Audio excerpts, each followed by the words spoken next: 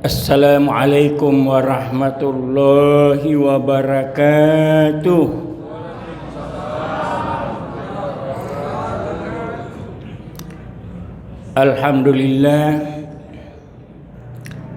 Alhamdulillahillazi syahrul Ramadan syahrul mubarak.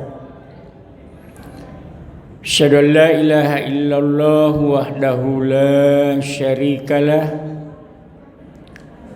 Wa asyhadu anna sayyidana wa habibina wa syafiina wa maulana Muhammad khatamil anbiya'i wal mursalin wa ala alihi wa sahbihi wa tabi'in amma ba'd. Wa qad qala Allah ta'ala fil Qur'anil Karim wa huwa asdaqul qailin. A'udzu billahi minasyaitonir rajim. Bismillahirrahmanirrahim. Ya ayyuhalladzina amanu taqullaha haqqa tuqatih wa la tamutunna illa wa antum muslimun. Sadaqallahul azim wa balagha rasulahu minasyahidin wasyakirin. Hadirin wal hadirat jamaah tarawih yang dimuliakan oleh Allah Subhanahu wa taala. Marilah kita menyampaikan puja dan puji syukur kepada Allah Subhanahu wa taala, di mana pada malam ini kita sampai pada malam ke-15 bulan suci Ramadan.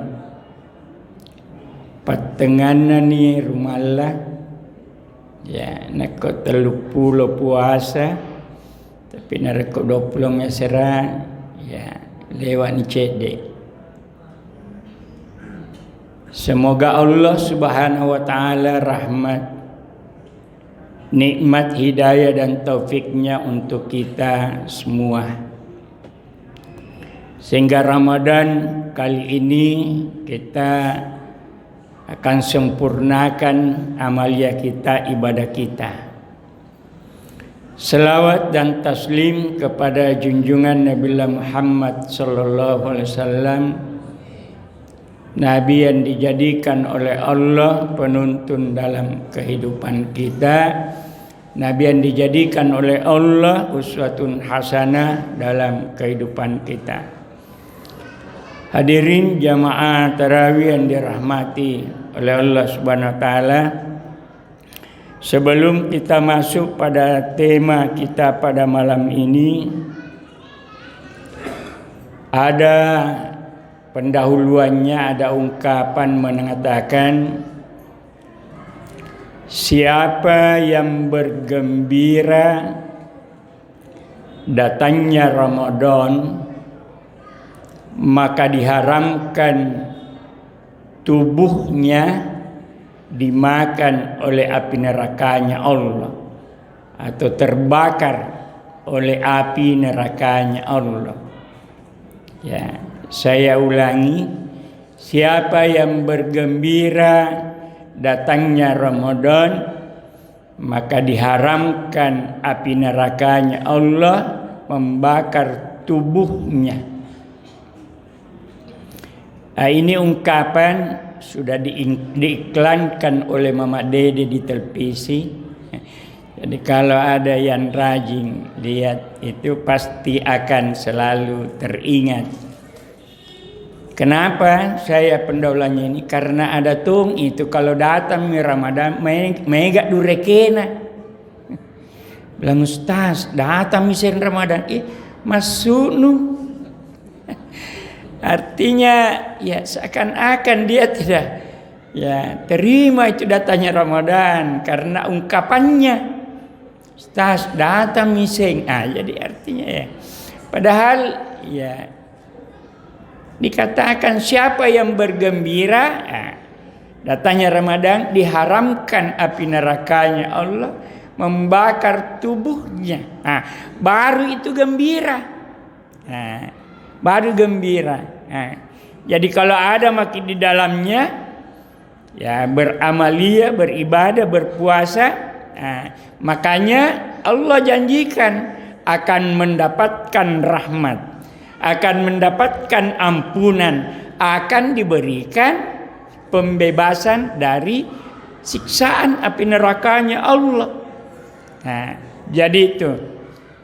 Jadi bergembiralah Pak. Jangan disangi mak dureke bah. Nak kelo pole rumah. Saya sering lihat juga di YouTube. Ada juga itu terkadang ya, kalau melihat makanan, apalagi kalau kambing, langsung akan ngerang kolesterol. Ya berdoa makre guru Al-Mukarram Kaji ya Muhammad Nur pura kasih tampe mandre ulu bembe na koci matan na seng malsimu pakualimu dina seng kira ye puang insyaallah seng agan man na seng de peruis na pak guru na seniaka na komande ko be makda wala pak bura di watak kaleku alhamdulillah ku terima sampai hari ini. Ada baru lihat sudah mak dureke ini jadi memang susah dalam kehidupan ini. Hadirin yang berbahagia. Saya kembali. Yang kedua. Ramadan kalau sampai malam ke-15, patengan rumala anak kuna rapi niro. Yemanin naru malaikat mendoakan akan keselamatannya.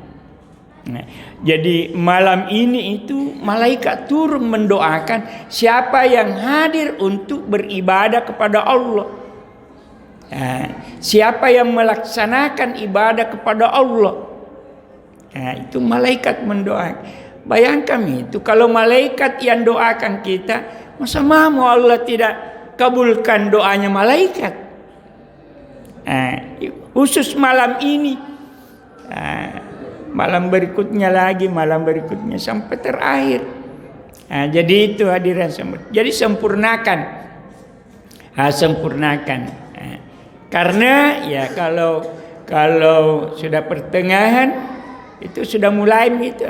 Tani masih gitu mak garuk-garuan cede. Nule rawal najak napak ko itu. Lebih-lebih pinakolewa 20 matu nale 2 barsi mani 3 barsi. Tapi di sini saya yakin tidak seperti itu. Yang saya maksud masjid lain. Cuma tidak jauh beda. Hadirin yang berbahagia. Dan memang kalau mengakhiri itu sudah mau berakhir memang. Lihat makin pak perlombaan. Saya mata juara. Saya di mito. 2 mito 1 2 3. Hadirin yang berbahagia. Andaikan ibadah ini bulan Ramadan dilombakan, maka pasti tidak semua. Tapi berdoalah semoga di antara sedikit itu kita lah masuk di dalamnya. Doa mohon kepada Allah. Tuh. Hadirin jamaah tarawih dirahmati oleh Allah Subhanahu wa taala. Yang ketiga, ini temanya ini yang saya 2 kali dikirimkan itu. Jadi temanya hati dan amalan kehidupanmu. Hati dan amalan kehidupanmu. Kalau kita mau mengkaji ini 2 ini pembahasan. Ada hati dan ada amalan kehidupan. Berbicara kita tentang hati, Allah ingatkan kita dalam Al-Quran. Ala bizikrillah tatma'innul qulub. Banyak mengingat kepada Allah, hati akan tenteram, hati akan bahagia, hati akan senang dan seterusnya. Makanya kalau dalam perjalanan kita terkadang menemukan tulisan, khususnya kalau di tikungan, hati-hati. Itu artinya apa ya? Selalu diingatkan kita bahwa jagalah hati. Karena ini kalau ini yang rusak maka seluruh akan ikut rusak. Seluruh akan, dan lama itu teringat kalau hati ini bahkan susah terlupakan. Lain narkong kata kurang kedai-kedai ke siruntut atau pakedai.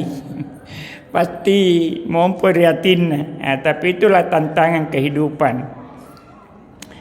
Jadi banyak mengingat kepada Allah, hati akan tenteram, hati akan bahagia. Itu yang pertama. Apa jalannya? Jalannya mengingat kepada Allah ya ada dengan sholat, ada dengan zikir, ada dengan tadarus Al-Quran, ada.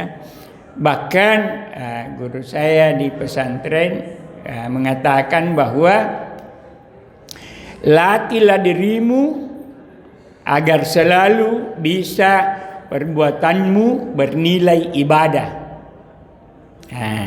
Latih dirimu agar seluruh aktivitasmu bernilai ibadah. Ada yang pernah bertanya, bagaimana caranya? Maka caranya dahuluilah dengan perbaiki niat. Kembali ke hati. Yang kedua, dahuluilah dengan biasakan untuk mensucikan dirinya lewat wudu. Lewat wudu. Karena berwudu itu dapat mensucikan diri. Kalau sudah terbiasa insyaallah akan tidak disengajai, pasti akan selalu ingin melakukan. Ya, dan rasanya enak. Ya, rasanya enak. Saya melatih diri setiap ingin mandi pasti kudahului dengan berwudu. Artinya apa? Ini kan membasahi sebagian tubuh sebelum mandi secara keseluruhan. Apalagi nareko subuh-subuh akan menghilangkan itu rasa dingin. Nareko majenek kidiolo. Nasabak nareko langsung itu terkadang terasa dingin. Tapi kalau sudah berwudu insyaallah. Tapi awalnya memang berat. Tapi kalau sudah terbiasa insyaallah akan memang enak rasanya. Hadirin yang dirahmati oleh Allah Subhanahu wa taala. Sekarang amalan-amalan dalam kehidupan. Kaitannya tadi amalan dalam kehidupan, bagaimana ada kebiasaan untuk selalu mengucapkan kalimat istighfar. Imam Al-Ghazali ajarkan kita, siapa dalam hidupnya mampu amalkan kalimat istighfar 100 kali dalam sehari, maka terampunkan dosanya yang dia lakukan dalam sehari itu. Jangan kapan nama gaigan, sahabat nereko megaikan biasa tu dia dulu amal kaman. Cukup itu. Astagfirullah 100 kali minimal. Ada saya pernah berkata, Ustaz, banyaknya itu. Saya bilang bagi 5 untuk meringankan. 20 sudah duhur, 20 sudah asar, 20 sudah maghrib, 20 sudah isya, 20 sudah subuh. 20. Dan sebentar sekali. Astagfirullah, astagfirullah, astagfirullah, astagfirullah. Dia bilang tidak bisa disingkat, Ustaz. Bila masuk, dia bilang astagfirullah 100 kali. Dia apa nama kada kita? Dia singkat, ringkas makanya kita ulangi 100 kali. Jadi begitu. Hadirin yang dirahmati oleh Allah Subhanahu wa taala, itu salah satu amalan kalau kita mau menjadikan dalam hidup ini menjadi amalan. Itu sangat luar biasa. Bahkan kalau seandainya sudah terbiasa amalan itu diamalkan, nolli kira-kira tak kendek makin langsung kita makan astagfirullah. Kenapa? Karena sudah terbiasa diucapkan itu. Tak butuh misalnya astagfirullah. Karena kenapa? Sebiasa. Tapi narekode dibiasa pasti makan aduh. Itu hadirin semua. Jadi itu. Mana yang lain-lainnya? Yang lain-lain itu. Mau subhanallah, alhamdulillah, Allahu akbar dan sebagainya itu. Tapi yang terpenting itu yang banyak keutamaan dan manfaatnya kalimat itu. Hadirin yang dirahmati oleh Allah Subhanahu wa taala, terakhir Ada saya ingin ungkapkan satu ungkapan dari Imam Al-Muhasibi. Dia berkata dalam ungkapannya, wasa'atan li huquqi nafsika, wasa'atan li huquqi nafsika. Apa artinya? Artinya waktumu sedikit, ya, waktumu sedikit untuk pikirkan hatimu, jiwamu, hatimu dan pikiranmu. Jadi gunakan waktu kita sedikit untuk pikirkan itu. Kaitannya tadi dengan judul. Juga ya, pikirkan jiwamu, masuk di dalamnya hati, ya pikiran, selalu pikirkan itu. Kemudian di samping itu pikirkan juga keperluanmu.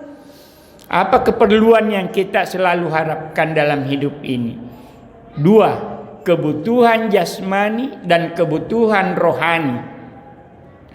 Bagaimana mau enak pikiran, bagaimana mau enak hati, bagaimana mau tenang jiwa kita kalau ini tidak terpenuhi kebutuhannya. Kebutuhan jasmani akan makanan, kebutuhan jasmani akan minuman. Coba bayangkan ada kok malupu kenapa lo beribadah, mulai makai khusyuk.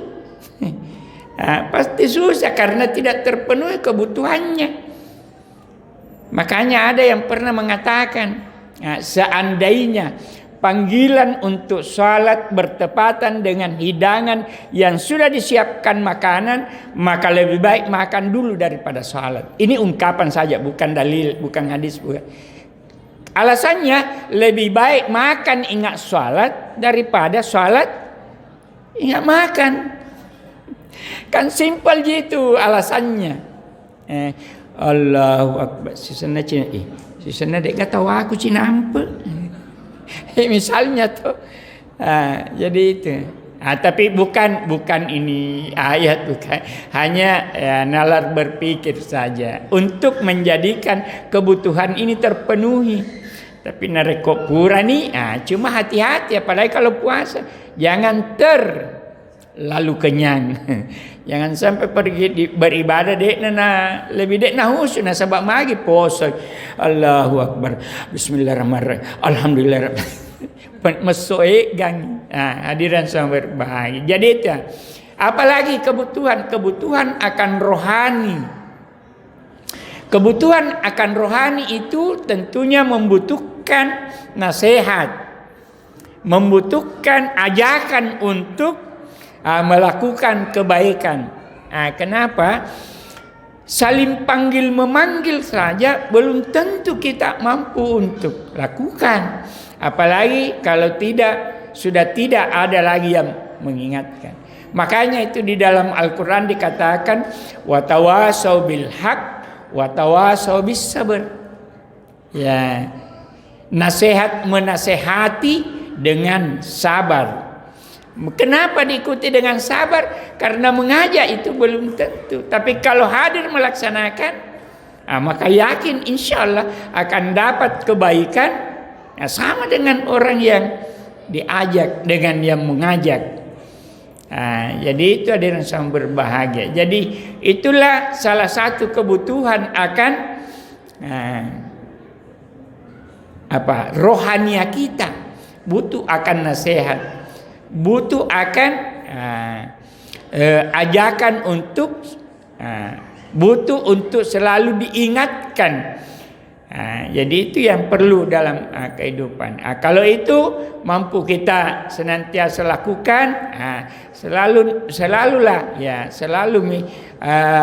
ungkapkan dalam doa yang ada dalam Al-Quran.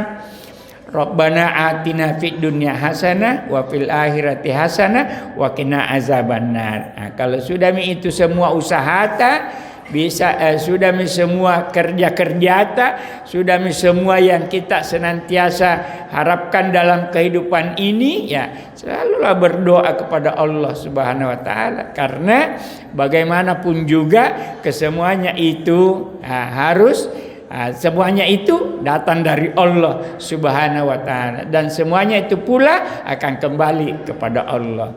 Sebagai kesimpulan yang pertama, mari Ramadan ini kita sempurnakan dengan amalia kita, dengan ibadah kita kepada Allah Subhanahu wa taala. Semoga nanti kita keluar Ramadan seperti kembali lagi orang yang baru dilahirkan, tanpa ada noda, tanpa ada dosa, tanpa ada kesalahan-kesalahan.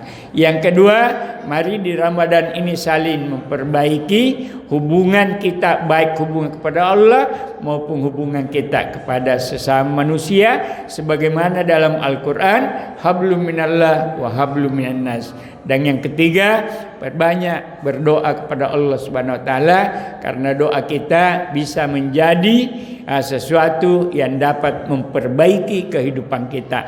Doa umuhul ibadah, doa itu otaknya segala kebaikan.